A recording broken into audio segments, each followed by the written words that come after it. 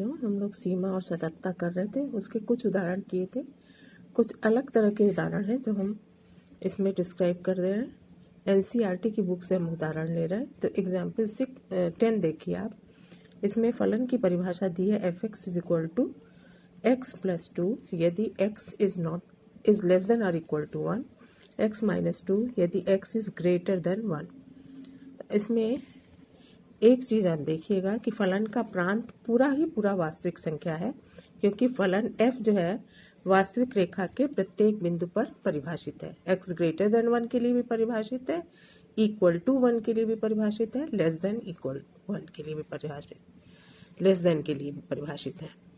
तो हमें जो फलन की सततता देखनी होगी तो दो पार्ट में हम देखेंगे। एक तो लेस देन 1, 3 पार्ट बल्कि x लेस देन 1 के लिए देखेंगे, ग्रेटर देन 1 के लिए देखेंगे और इक्वल टू 1 के लिए भी देखेंगे।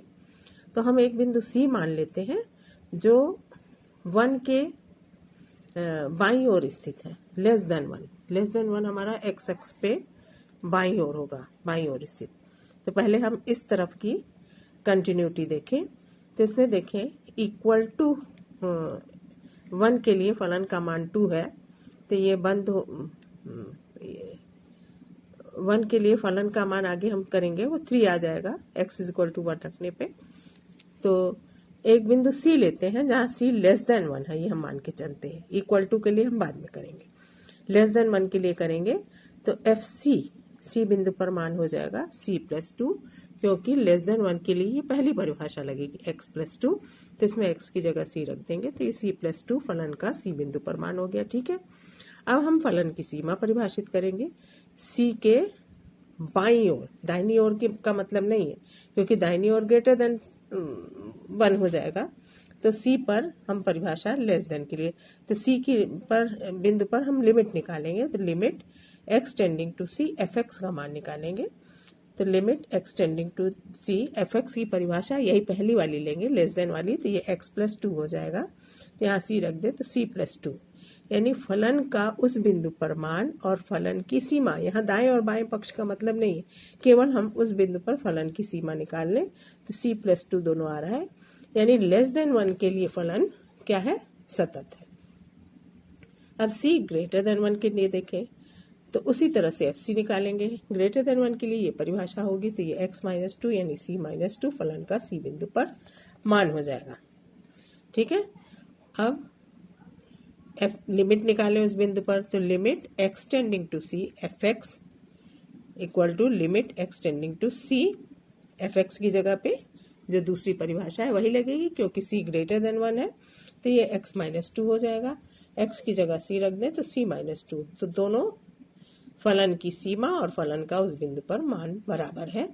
तो फलन इससे ग्रेटर देन 1 के लिए सतत है।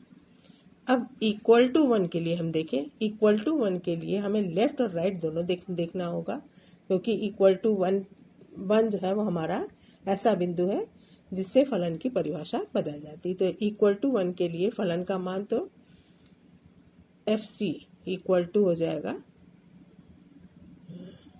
2,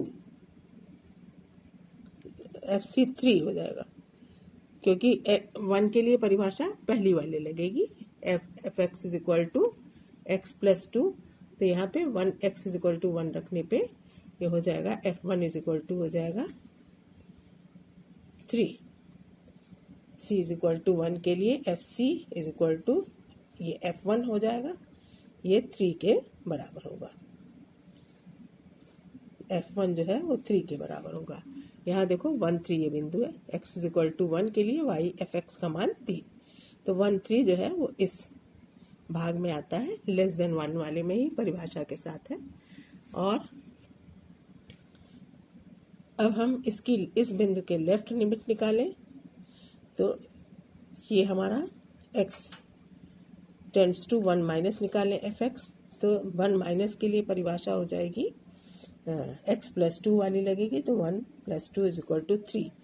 तो इसकी लिमिट और फलन की लेफ्ट हैंड लिमिट और फलन का मान बराबर है। राइट हैंड लिमिट निकाल लें 1 प्लस, तो यहाँ हो जाएगी x माइनस 2, तो यह आएगा 1 माइनस 2 यानी -1। तो इस बिंदु 1 के दाहिनी ओर फलन का मान आ रहा है -1 और बाईं ओर फलन का मान आ रहा है 3। इस बिंदु के एकदम निकट ही 3 मान है और फलन का, और इधर एकदम दाहिनी ओर मान 3 है और बाईं ओर मान 3 है और दाहिनी ओर मान -1 है। तो जो फलन है इस बिंदु पर सतत नहीं है। ये हमारा डिसकंटिन्यूटी का बिंदु कहलाता है। और फलन का ग्राफ इस तरह से बनेगा, क्योंकि x + 2y = x + 2 एक रेखा का समीकरण है। इसमें x y के मान रख करके देखो, दो ही बिंदु हम ले लें, y 0 ले लें, x 0 ले लें, तो ये दो बिंदु पर काटने वाली, इस बिंदु पर काटने वाली रेखा मिलेगी। इस रेखा को इस तरह से प्लॉट करेंगे। इस बिंदु पर 1 पर फलन का मान 3 है, तो ये 1 बिंदु इस वाले के साथ नहीं होगा, ये लेस देन के लिए ये इसके साथ लेंगे, इस ग्राफ के साथ बनाएगा। तो ये फलन जो है वो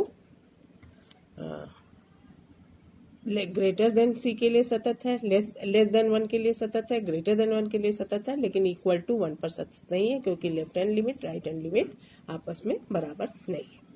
अब नेक्स्ट क्वेश्चन लेते हैं। इसमें फलन की परिभाषा यहाँ देखिए, उससे फर्क है। f(x) = x + 2, यहाँ -x + 2 है, लेकिन यहाँ x less than 0, x greater than 0, equal to 0 के लिए इस परिभाषा में कुछ नहीं कहा।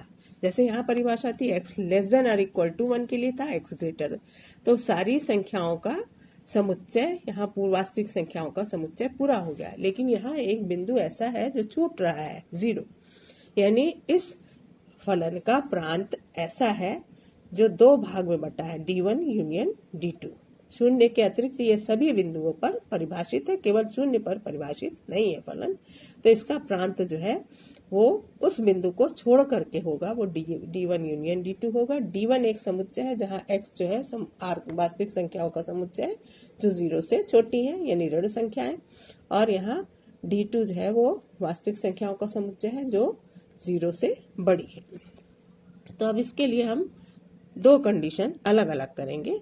जब C बिंदु D1 में बिलोंग करता है तो D1 के लिए सततता देखेंगे, D2 के लिए हम सततता अलग देखेंगे।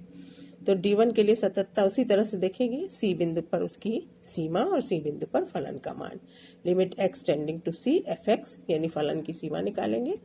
ये C जो है वो D1 में बिलोंग करता है, D1 में बिलोंग करने का मतलब 0 से छोटा है, तो हम ये पहली परिभाषा लगाएंगे x + 2 की। तो ये limit x tending to C f(x + 2 हो गया, तो C + 2 हो गया, यानी फलन की सीमा C + 2 है, और FC फलन का उस बिंदु पर मान C + 2 होगा। इसमें भी वही परिभाषा लगाएंगे, क्योंकि हमने C को लेस देन 0 माना है, इसलिए पहली परिभाषा लगाएंगे। D2 में हम दूसरी परिभाषा लगाएंगे, क्योंकि C बिंदु हम D2 में मानते हैं, तो C बिंदु हम ये मान के चलेंगे ग्रेटर देन 0 है, तो इसकी limit x tending to C f(x) ये -x + 2 होगा, तो ये -C + 2 उसकी सीमा आ गई, और FC भी -C + 2 हुआ, तो इसकी सीमा और फलन का मान बराबर है। तो इसलिए फलन D2 में भी सतत है, D1 में भी सतत है, और हमारा पूरा प्रांत जो है वो D1 यूनियन D2 है, इसलिए प्रांत ये फलन प्रत्येक बिंदु पर सतत पाया जाएगा। दोनों में अंतर समझ में आ गया होगा बच्चों। वहाँ जो फलन जो है पूरे प्रांत में परिभाषित था, पूरे वास्तविक संख्याओं के समुच्चय में, यहाँ 0 को छोड़ करके इसका प्रांत जो है वो D1 यूनियन D2 है, इसलिए हम 0 को छोड़ करके सततता देखेंगे। तो 0 को छोड़ करके सभी बिंदुओं पर ये सतत है, इसलिए फलन सतत कहा जाएगा। यहाँ एक बिंदु ऐसा मिल रहा था 1, जिस पर फलन सतत नहीं है, इसलिए ये फलन असतत है। लेस देन 1 के लिए सतत है, ग्रेटर देन 1 के लिए, लेकिन 1 पर असतत है, इसलिए फलन असतत माना जाएगा। इसका ग्राफ भी देख लें। ग्राफ ऐसे बनेगा, यहाँ पे 0 पे ये परिभाषित नहीं है, तो x = जब 0 रखेंगे तो फलन का कोई मान नहीं मिल रहा है, और इधर भी एक सरल रेखा मिलेगी x + 2 और x - x + 2, इसको हम करेंगे तो यहाँ 2 को पॉजिटिव एक्सिस पे और यहाँ पे काटते हुए ग्राफ खींचना आप लोगों को बच्चा कई बार बताया है। x और y के डिफरेंट मान लेकर के रेखा खींचने के लिए x और y पे 2 बिंदु होने चाहिए, जिससे हम मिलाने वाली रेखा खींच सकें। और ये पता है कि रैखिक समीकरण है, इसलिए रेखा ही प्रदर्शित करेगा। थैंक यू बच्चों। आगे क्वेश्चंस एक्सरसाइज के आगे हम फोटोज की भेजते हैं। जो नहीं समझ में आता है आप दोबारा पूछ सकते हैं क्या नहीं समझ में आ रहा है। अभी पीछे का भी क्वेश्चन आप लोगों ने नहीं किया है, उसको पूरा करिए।